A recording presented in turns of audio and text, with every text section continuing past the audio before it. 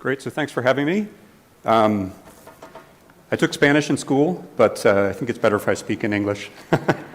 So I wanted to talk about the digital economy from a productivity perspective and also from the perspective of the central bank where I work, which is really focused on policy.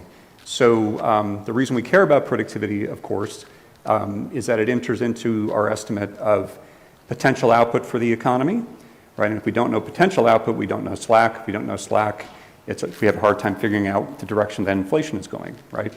And the digital economy has played a really big role in productivity in recent years. And there are a lot of measurement challenges that we've solved and a lot that still remain. So I'll talk first about what the digital economy is and what definition is relevant for the study of productivity. Motivate the focus on digital economy a little bit more, then present three measurement challenges that I think we face, and talk a little bit about institutional barriers to progress. So the first definition, the definition that most ordinary people would use, is something along the lines of whatever it is that these companies do, right, is the digital economy. So this is a depiction of the companies that get mentioned in Harvard Business Review articles with digital economy in the title. So when we're measuring the digital economy, we should be capturing this in some sense. So what does that mean? Perhaps it has something to do with the concepts on the right that come from the same articles. So that's kind of what we're wrestling with. It's a very difficult question, and one that the folks at the SNA revision are wrestling with right now. And so they've made a lot of progress on this. But it's interesting to note that the focus of the SNA revision in this area is on digitalization, not so much on the digital economy. So it's rather easier to say what digitalization is than to define the boundaries of the digital economy, right? So digitalization is the process of goods and services being delivered in new and innovative ways, utilizing digital technology, or alternately, the representation of information in bits. And this is a figure from one of the reports from the Digitalization Working Group that gives you the idea that how you define the digital economy may well be a function of the purpose that you want to put your analysis or your measurement to, what kind of analysis.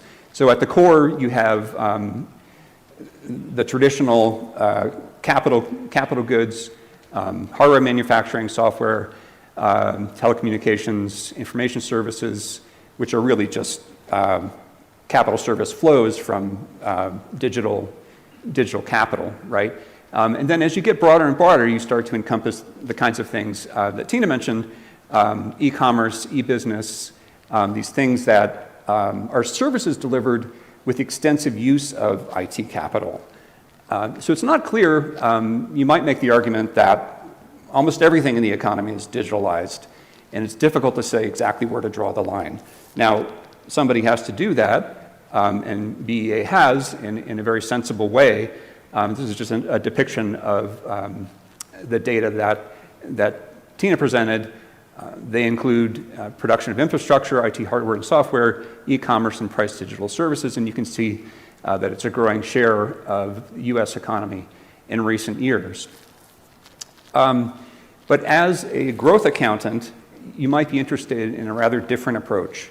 So in a sense, the question is a little easier for us. We don't have to draw a line around certain industries and say, these are digital, these are not. What we do is we talk about the kinds of capital production we want to include in the digital economy, and we measure that, the total factor productivity in those industries, the ones primarily in the darker circle on the previous slide. That TFP is a contribution to overall aggregate productivity growth from these production processes. And then we also measure the contribution to all industries in the economy from the use of IT capital. And there's some standard ways to do that. Here's a picture of one decomposition that demonstrates that in the United States, the huge boom in productivity in the late 90s and the early 2000s was in part due to an increase in the TFP from the production of IT capital. That's the darker bar, and then the bar in the middle is the use of IT capital. So that's the approach that I'm going to use. So I wanted to talk a little bit more about why we care about the digital economy as policymakers and central bankers in particular.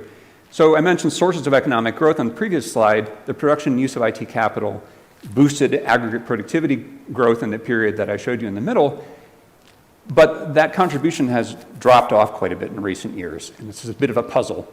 So that's one of the things that we wonder about, not just because of academic interest, but because in order for us to anticipate the direction the economy is going, to anticipate the capacity of the economy, we have to have a forecast for productivity, right? So if you don't know the contribution of IT to productivity in the near future, it's difficult for us to forecast what potential output is and consequently to figure out what we think that inflation is going to be. In addition to that, we care a lot about innovation and technical change, again, not just because of academic interest, but because this is a process that we need to understand better to deal with emerging technologies like AI that we're going to talk about a lot later on in the conference. You know, anything you name, you need to have some concept of how long is it going to take between the innovation happening, right? We've discovered a new kind of battery that we can use in electric vehicles. How long is it going to be before that actually ends up in vehicles, and when is the impact on productivity going to show up? So the classic example of this is the Paul David paper on the electric dynamo, which was invented in 1890 or so. But what he demonstrates is that the full impact on productivity didn't show up until the 1920s or so in the United States. And that's because there's a lot of things that happen in between the invention and the kick from productivity, right? So that's something that we want to understand better. And digital economy is a great example of that. Continual innovation in electronics since the 1950s, loosely Moore's law, has fueled technical change in every sector of the economy since then. And then a digital economy is sort of a preeminent example of globalization, right? The electronic supply chain is spread all over the world. Things go back and forth between China and the United States, other countries in Asia before they're finished and they're delivered to the final market. And consequently, local, ecological, epidemiological, political disruptions get passed through that supply chain and disrupt economies all over the world. So we need to understand the geography and the interconnection amongst those different parts of the digital economy if we're going to anticipate the effect of shocks around the world on our own economies. And of course, accurate measurement is necessary for us to do all these things. So I'm going to talk about three measurement challenges. So the way I think about it is that accurate and useful measures of the digital economy need to have three different kinds of consistency.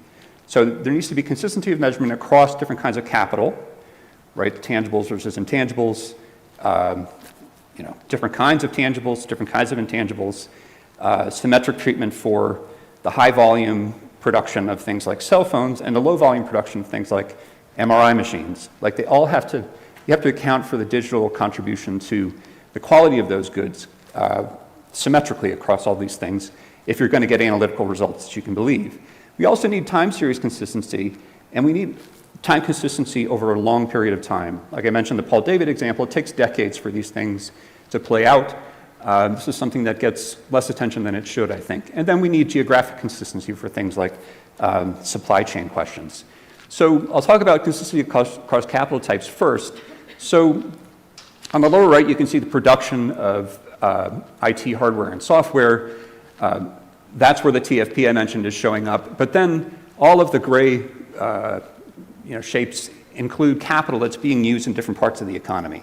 So we need to measure the investment in all these different kinds of capital, and then we need to measure the capital service flows from all of these things if we're going to get the right answers when we talk about the contribution of digital things to productivity. So on the lower left, you can see that in IT using sectors, there's all different kinds of capital. I mentioned MRI machines, there's robots, there's conventional hardware, and it's used to produce all different kinds of goods and services. And then digital platforms is sort of a distinct kind of use of digital capital. So here, the capital that's encompassed in the traditional national accounts is different kinds of software. So user interface software, analytics, database management systems. The things that we talk about a lot, we sort of wrestle with including, are the intangibles that are produced by these digital platforms and the intangibles that are produced by households and are used by these digital platforms to produce all different kinds of goods and services. So the digital platforms are providing to us different kinds of media, different kinds of information, Wikipedia or indexes of various things. They also are collecting our search history and leveraging that as an asset. And then we're giving them, in a sense, our reviews, who we are, what our network is. We produce content and social media posts and the like, right? So those things we need to measure as well. And then also, outside the boundary of national accounts usually, is household production. We need to treat symmetrically the IT capital that's purchased by households and used to produce household goods and services if we're going to get a complete account of the digital economy, because digital activities migrate back and forth between the market sector and the household sector over time. So for the same reason that we worry about household-produced services for real estate, we should do the same for IT capital. So how are we doing on consistency? So on the left you can see three different kinds of semiconductors and their prices, at least in our analysis. And you can see that prices for microprocessors are falling like crazy. That's not a big surprise. It's also true for memory chips. And then the prices for everything else are more or less moving sideways. So what's in that other basket? Well, for example, the GPUs that everyone is talking about that's being used to drive AI and a variety of other things are in that bundle. And so why are the prices there so flat? It turns out the answer is we just don't have good data on prices for these different kinds of non-MPU processors. That's something we're working on, but we don't want the difference between these prices to be a byproduct of our ignorance. And I'll come back to how we might deal with that at the end. And then another example is digital service prices here. This is Netflix, this is your cell phone services and so forth. And what I'm showing you is in the US system, the official price index is the solid line. And then something that I built in a paper with Carol Corrado is an average price for all these different services, aggregated up just as a unit value index. And you can see that they behave more or less the same. And the implication is that the official statistics seem to imply that there's been no productivity improvement in the delivery of these services over the past couple of decades. And we all know that's just not plausible. How are we doing on consistency across economies? Well, for us in the United States, there's a huge focus right now on semiconductor production. We're battling with European countries and China and Taiwan to see who can subsidize these new factories and entice them to come to the United States, with the view being that, in some sense, we're going to be better protected from global shocks if we're producing more semiconductors at home, right? So we're all worried about the China-Taiwan conflict in particular. But this is a depiction of the full electronic sector process flow. Let me see if this is going to work here. And you can see chip fabrication is right here, but there are all these other processes that happen too, right? Somebody has to manufacture the equipment. You have to get the materials. Some of the materials probably come from Chile. You need to test the chips after they're fabricated. You need to assemble them into final products. A lot of that happens in China. There's a supply chain distribution system, and then there's all this intangible activity that happens over here. So you can't just focus on chip fabrication, is one of the takeaways here. And down at the bottom, I won't go through them all, but every single one of these industries that are in this process flow more or less has been disrupted or is anticipated to be disrupted in the future. So we really need to understand this entire process if we're going to think about the effects of global shocks. This is just a graphical depiction of more or less the same thing. So how are we doing on consistency across economies? Well, here's a troubling example. So these are price indexes for mobile phones at a variety of different countries. And you can see there's huge differences. This is in log points. So these are really big growth rate differences. So what's going on here? Well, it's highly implausible that the differences are this big because mobile phones are produced by a single integrated supply chain, right? So most of these phones are using the same components They're being designed by the same companies, Qualcomm and the like, and they're being assembled in China, right? So you might expect there to be differences because of differences in market concentration of various economies, differences in transport costs, insurance, you can name a lot of things, right? But you can't get a sustained difference for that long of this much. So there's inconsistency across countries in the way that we measure digital goods and digital services. So that's troubling. And then consistency across time. I'm showing you here a variety of different indexes, price indexes for microprocessors. Some of them from papers I've worked on. Some of them are from BEA, others from outside researchers. So we have all this great information on MPU prices because that's a place where we have pretty good information. But we have this grab bag of results that looks more or less consistent, but we face the problem of integrating them into a cohesive long time series if we're going to study innovation and productivity. And it's not obvious how to do that. So that problem exists in spades in some other places as well. This is just a case where we start with a lot of indexes and we face that problem. So I wanted to end talking a little bit about barriers to progress on these issues that I see. So one of them is what I call the balkanization of the global measurement system. Right? So each economy implements a system of national accounts, typically endeavoring to conform to the SNA standards, but nevertheless, they produce independent measures. Right? So there's no enforcement mechanism to make these measures consistent. Right? So if we're exporting semiconductors and you're importing them in Chile, you might think that the export price for those semiconductors is going to line up with the import price that you're reporting. Sometimes that's true, sometimes they're wildly different. And there's no mechanism to make that happen. There's also a focus, in my view, on perfectionism, which is understandable for statistical agencies where you want to be transparent, you want to follow standards that your users can understand, you don't want to make stuff up, right?